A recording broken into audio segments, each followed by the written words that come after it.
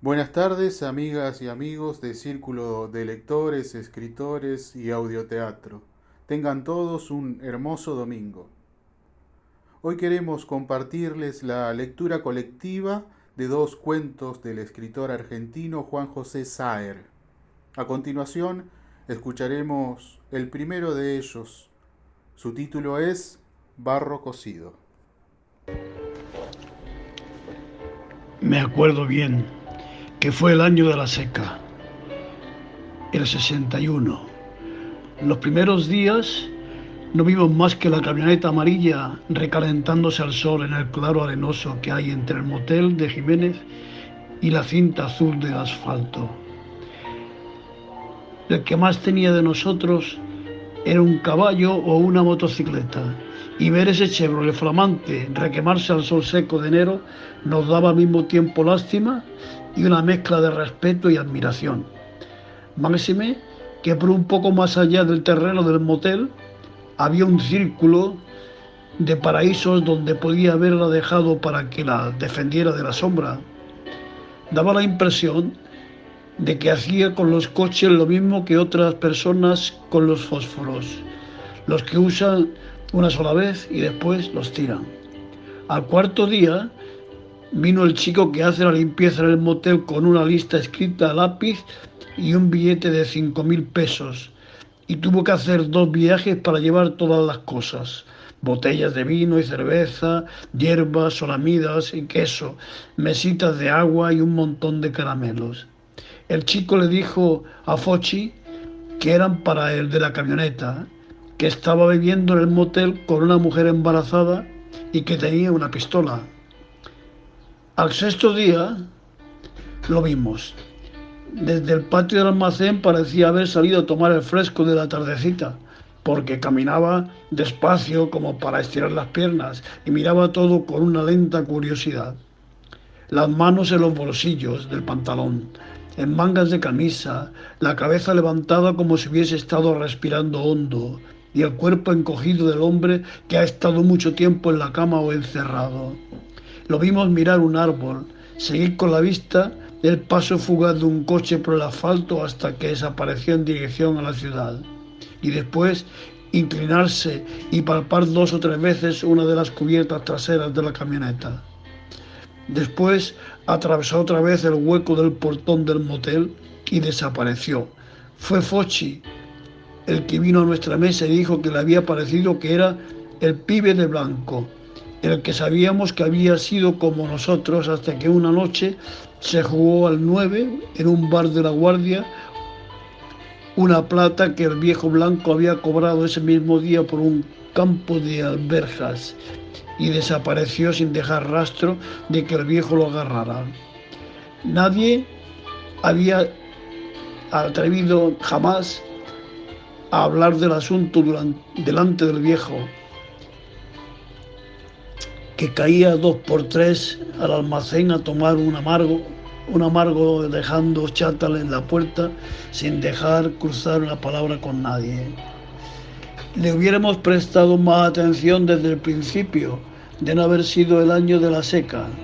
Por esos días le pegábamos vinos al sordo Sebastián Salas para que nos contara de secas peores que él había visto, y tener la seguridad de que esas calamidades ocurrían de cuanto en tanto, sin que para esta perra vida se acabara. El sordo era tan viejo que mi finado padre me sabía contar que cuando él era chico, Sebastián Salas ya era viejo, y mi padre murió con 59 de 62 años. Sebastián se daba cuenta de nuestro miedo y se aprovechaba de él contándonos historias de sequías que habían durado años y que habían borrado todos los ríos y hecho morir a todos los animales y muchos hombres. Pero cuando adivinaba en nuestra mirada la pregunta de si esta seca se le parecía, Sebastián hacía un gesto con su boca fina y rodeada de arrugas, y no le sacábamos una palabra ni con un tirabuzón. Entonces le pagábamos más vino. Lo tomaba siempre de parado, sin volcar una gota, y vaciando la copa de un único y largo trago. Nosotros lo mirábamos con una furia secreta, mezclada al asombro y al miedo, porque sabíamos que era tan viejo y estaba tan solo, que no había mal en el mundo que pudiera ni siquiera rozarlo. Dejando el vaso vacío sobre la mesa sucia del patio, Sebastián simulaba estar allí de casualidad, y que entre las historias que contaba y el vaso de vino que le pagábamos no había ninguna relación, porque nosotros estábamos tan asustados y viendo esos mediodías blancos y cegadores y esos cielos verdes de la tardecita que no nos atrevíamos a confesarlo. Cada vez que pasaba un caballo al galope por el camino que va del asfalto a la costa, se levantaba una polvareda amarilla que nos dejaba como ciegos y el olor de los animales muertos llenaban el aire. Casi no se podía respirar. Que yo sepa, el sordo Sebastián nunca tomó tanto vino gratis como ese año, y eso que parece que no ha hecho otra cosa en toda su perra vida. Pero ahí seguía esa camioneta amarilla, y desde el patio del almacén la veíamos. A la mujer la vimos recién como a la semana. Era flaca y rubia, y se veía fácil que el parto era cuestión de días, de semanas a lo sumo. Tenía un vestido suelto, estampado de flores rojas y verdes que se abultaba en el vientre. Salió con él a la otra tarde para dar la vuelta por el terreno en el que estaba la camioneta, y entre los dos hicieron exactamente lo mismo que él había hecho solo la tarde antes. Miraron un árbol, se fijaron en un coche que pasó rápidamente en dirección a la ciudad hasta que se perdió de vista. Se inclinaron ante las ruedas traseras de la camioneta.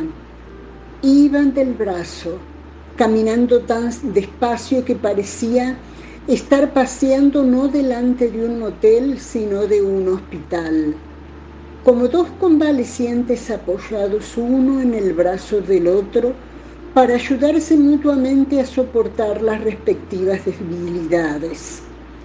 Fue justo en el momento en que atravesaron el portón del motel y desaparecieron de nuestra vista que la chata del viejo blanco llegó desde la costa, levantando un polvo amarillento, y se detuvo delante del almacén.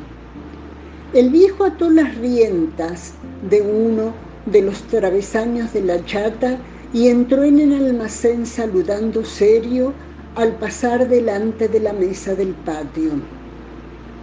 Al rato salió con su copa de amargo en la mano y se quedó parado delante de la puerta, tomando cortos tragos sin hablar, magro y quemado por el sol. El sombrero de paja ligeramente alzado y la mirada fija en los dos pesados caballos atados a la chata. Fochi salió detrás de él y se acercó a nuestra mesa, sin decir palabras y sin dejar de mirar hacia el portón del motel, delante de la cual no había más que la camioneta amarilla abandonada, ahí desde hacía una semana, la caja cubierta por una lona. Después el viejo entró otra vez al almacén, seguido por Fochi. Cargó unas mercaderías en la chata, volviendo a saludar seriamente, subió a la chata y dando la vuelta se alejó hacia la costa. Todavía flotaba en el aire la polvadera amarilla que levantó la chata, cuando vimos salir la figura gruesa, alta del portón del motel y encaminarse hacia nosotros. Estábamos seguros ya de quién era, aunque algunos de nosotros no lo habíamos visto nunca y otros hubiesen sido incapaces de distinguirlo a la distancia. Y aunque sabíamos también que se había tratado de una casualidad, todos tuvimos la impresión de que habían estado esperando que el viejo blanco se alejara con la chata, tan inmediatamente su reaparición. Ahora se había puesto un saco oscuro que le quedaba ajustado. Cuando cruzó el camino, Bajando el terraplén y entró en el patio del almacén en el que nosotros estábamos sentados tomando una cerveza, lo vimos bien. Por el modo como entró nos dimos cuenta de que ya había estado ahí muchas veces. Ni siquiera miró la cancha de bocha y saludó al pasar con acento aporteñado. Pero era parecido a cualquiera de nosotros por esa piel oscura y el modo de caminar, algo doblado hacia la tierra por el peso de los grandes calores. Fochi estaba en el patio con nosotros y por la mirada que se echaron nos dimos cuenta de que se habían reconocido enseguida y que entendieron los dos al mismo tiempo que había que hacer la vista gorda. A él se le notaba un bulto en la cintura, en el costado derecho. Entró en el almacén y Fochi lo siguió para atenderlo. Yo me levanté y me fui por adentro, porque dio la casualidad que estaba quedando poca cerveza. Había que pedir una botella. Y la acababa de pedir Naranja Cruz y una cerveza que mezclaba en un vaso. Del otro lado del mostrador, Fochi lo contemplaba, apoyado contra la estantería. No cruzaban una palabra. Fochi me preguntó entonces qué era lo que querían. Y cuando le dije una cerveza, me preguntó quién la pagaba. Yo, le dije. Sí, dijo Fochi. Sí, ¿vos?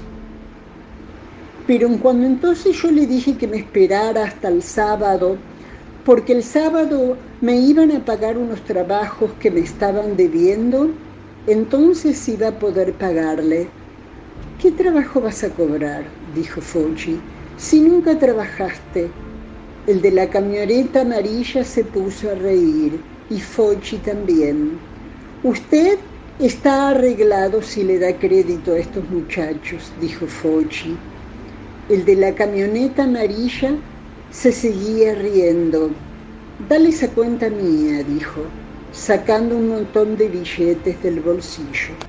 Se quedó con nosotros hasta bien entrada la noche, tomando naranja crush mezclada con cerveza. Se sentó en la mesa del patio, debajo de los árboles, y habló todo el tiempo él, como si hubiese salido no a tomar una copa, sino simplemente a hablar. Antes de que oscureciera, del todo vimos pasar al sordo Sebastián caminando lentamente por el camino, pero no llamamos y el sordo merodeó el almacén largo rato hasta que por fin se acercó y se apoyó contra el tronco de un árbol y se quedó mirándonos, metido en ese saco de lana demasiado grande para su cuerpo, consumido y rotoso. Por fin el de la camioneta amarilla lo vio y ordenó a Fochi que le sirviera vino, y el sordo fue tomando vaso tras vaso, apoyando en el árbol, sin acercarse demasiado a nosotros, como si no estuviese del todo a gusto. El de la camioneta amarilla hablaba de tal manera que parecía querer darnos a entender que era como nosotros y que conocía todo lo que cualquiera de nosotros debe conocer, pero por alguna razón estaba obligado a no decir quién era. Habló de dorados y de moncholos, de alberjales, de grandes calores, de inundaciones que borran ranchos y caminos. Nosotros lo escuchábamos y de vez en cuando le mirábamos el bulto que se le notaba bajo el saco en la cintura. En el costado derecho, bien entrada la noche, se levantó y se fue, dejando un perfume de cigarrillos importados en el aire del patio y media docena de cervezas pagas para que las tomáramos cuando él ya no estuviese. Después nos acostumbramos a él, como nos habíamos acostumbrado primero a la camioneta amarilla que refugial de mañana cerca del portón del motel, y como hubiésemos querido acostumbrarnos a la seca que dejaba un reguero de animales muertos cuyo olor a muerte impregnaba el aire, y un hilo de tierra lisa, gris y llena de grietas, en el lugar en el que antes había estado el río. Ahora venía directamente al almacén cuando salía del motel, siempre con el saco puesto, ajustado al cuerpo, con ese bulto visible en el costado derecho. Se sentaba a la mesa junto con nosotros y se ponía a contar historias de oficiales, de gendarmería, historias que habían sucedido en la frontera con el Uruguay y en las que por el modo como las contaba se veía que él mismo había intervenido. Nosotros escuchábamos todo el tiempo sin hablar, tomando cerveza a su costilla, preguntándonos qué pasos había dado por el mundo desde la noche en que se jugó la plata del Alberjal en La Guardia. Qué clase extraña de pasos había dado que lo habían traído otra vez al punto de partida, como si hubiese estado moviéndose en círculo y sin avanzar. También nos preguntábamos cuándo se encontraría por fin con el viejo blanco, si es que era que tenía que encontrarse, ya que por lo menos 3 o 4 veces en una semana él se había levantado y se había ido un minuto antes de que la chata del viejo blanco se detuviera delante del almacén, y un par de veces había llegado antes de que la polvadera amarilla que levantaban los pesados caballos y que nos dejaba como ciegos hubiese terminado de evaporarse. También hubo un asado. A la mañana vino y nos dejó la plata a Fochi y a mí para que compráramos las cosas. Fochi mismo lo preparó, encendiendo el fuego al atardecer. Cerró el almacén más temprano y fue asando la carne lentamente, tomando largos tragos de vino cada vez que se alejaba de la parrilla. Desde que anocheció estuvimos conversando y tomando vino bajo los árboles apenas iluminados por una lamparita, envueltos en una nube enloquecedora de mosquitos, oyendo el estallido de los cascarudos que chocaban enceguecidos contra la pared de ladrillos donde estaba la lámpara. Él tomó vino sin parar durante toda la noche, y a medianoche su alto cuerpo enfundado en el saco oscuro, el bulto de la cintura en el lado derecho, oscilaba ligeramente. Cuando se le terminaron los importados, empezó a fumar nuestros, colmena, y su voz aporteñada fue haciéndose rápida y chillona como la nuestra. Aunque entorpecida por el alcohol, dijo que él conocía a una familia de la zona, la familia Blanco, que había sabido andar mucho por estos lugares en otros tiempos. Dijo, después dejó de hablar y de reírse y oímos silbar su respiración. Oscilaba cada vez más peligrosamente y se paseaba con la frente fruncida, los ojos entrecerrados y la boca abierta. Gano lo que quiero, ¡qué joder! No soy un seco, dijo de pronto. Nosotros lo escuchábamos en silencio, pero para él era como si no estuviéramos. No tengo deudas, no le debo nada a nadie.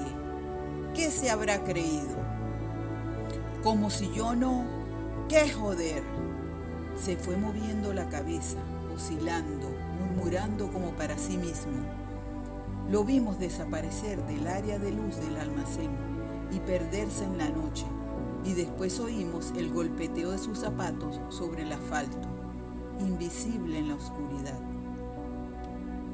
Al otro día, no lo vimos de mañana.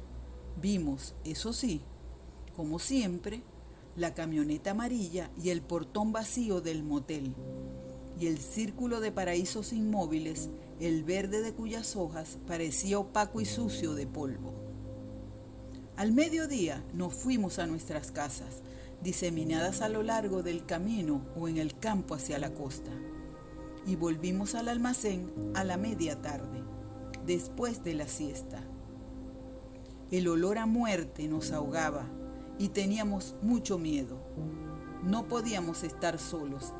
Ya ni siquiera las historias del sordo Sebastián nos servían, porque si bien había habido muchas sequías en el pasado, no era esta.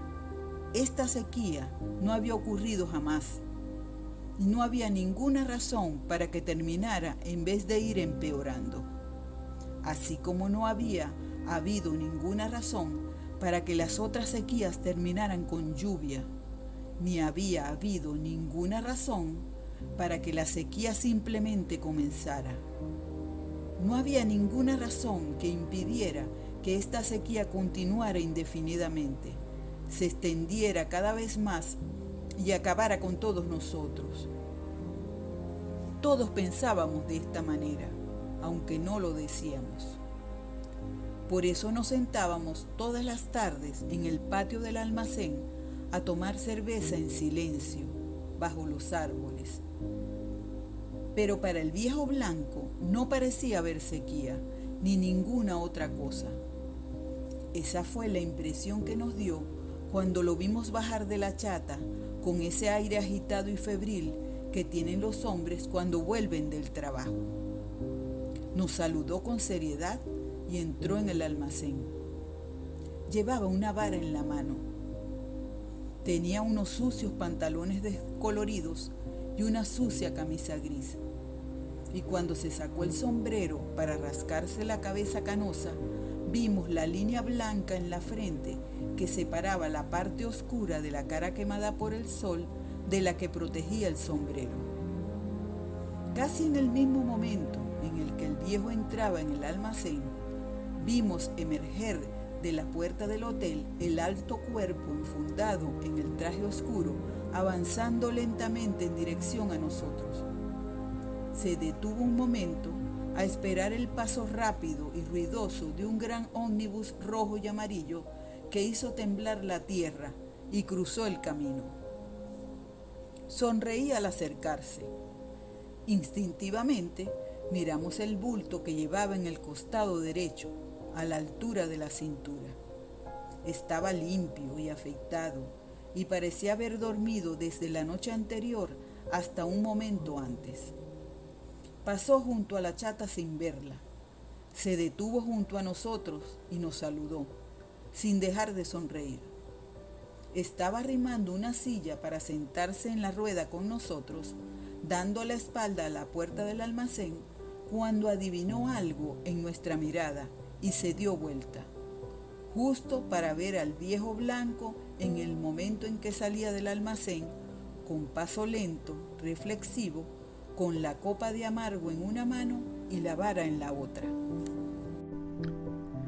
El viejo no lo reconoció, o no lo miró. Fue comprendiendo despacio, palpando la cosa con cautela, efectuando un complicado rito de verificación, como si ciertos contactos de su cerebro, enmojecidos por la falta de uso, hubiesen necesitado un determinado tiempo para comenzar a funcionar con regularidad. Se quedaron tan quietos que no parecían ni respirar.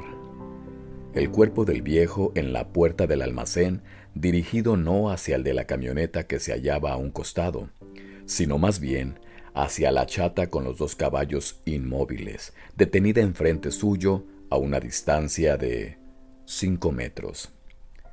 El viejo volvió al de la camioneta solamente la cabeza, y el de la camioneta, con la boca abierta en una semisonrisa, tenía todavía la mano izquierda apoyada en el respaldar de la silla. Después todo fue tan rápido que apenas si se puede contar. El viejo salió de su inmovilidad saltando hacia adelante con la vara en alto y empezó a golpear al de la camioneta furiosamente. Al principio el de la camioneta se limitó a encogerse, recibiendo los primeros golpes en el cuerpo y en la cara. Nosotros nos levantamos en medio de un estrépito de sillas caídas, mirando alternativamente al viejo, que hacía subir y bajar la vara cimbreante con los ojos cerrados, y al bulto que el de la camioneta llevaba en el costado derecho. Foshi, Salió corriendo del almacén y se paró en la puerta. No se oía más que el silbido cimbreante de la vara y el ruido seco de los golpes contra el cuerpo del de la camioneta. Pero cuando el de la camioneta cayó al suelo y empezó a sangrar, empezamos a oír también la respiración enfurecida del viejo y el jadeo del de la camioneta, que empezó a arrastrarse por el suelo hasta que lo detuvo la pared de ladrillos. Le saltaron las lágrimas. El viejo siguió golpeando hasta que vio que el otro dejaba de moverse. Cuando detuvo la vara, vimos que no había dejado en ningún momento de apretar el vaso de amargo y que lo había quebrado con la mano, de la que salía un chorro de sangre. El viejo dejó la vara, se inclinó hacia el otro y comenzó a registrarlo, hasta que encontró un montón de billetes en el bolsillo del pantalón. Separó 2 o 3, los contó, volvió a contarlos y dejando el resto de los billetes diseminados por el suelo, se guardó los que había separado. Después, subió a la chata, dio la vuelta y se alejó hacia la costa, levantando una polvadera amarilla que nos dejó como ciegos. El de la camioneta fue incorporándose lentamente. Pegado a la pared, nosotros lo contemplábamos sin movernos. Estaba oscureciendo y después de que recogió los billetes y se sacudió torpemente la ropa, se alejó hacia el motel sin saludar, cruzándose en el camino con el sordo Sebastián, que bajaba hacia el almacén y que ni siquiera lo miró. Lo vimos alejarse, oscilando como la noche antes, la ropa manchada de polvo y el brazo izquierdo colgando como sin vida. Después, atravesó el portón del motel y no lo vimos más. No quiero decir por ese día, sino nunca más. Al otro día, la camioneta amarilla había desaparecido. No quedaban más que el portón vacío del motel, el círculo de paraísos, el sol seco de enero, y en medio de las turbias historias de Sebastián sobre otras inundaciones y sequías, nos quedaban también nuestro silencio, nuestra soledad y nuestro miedo.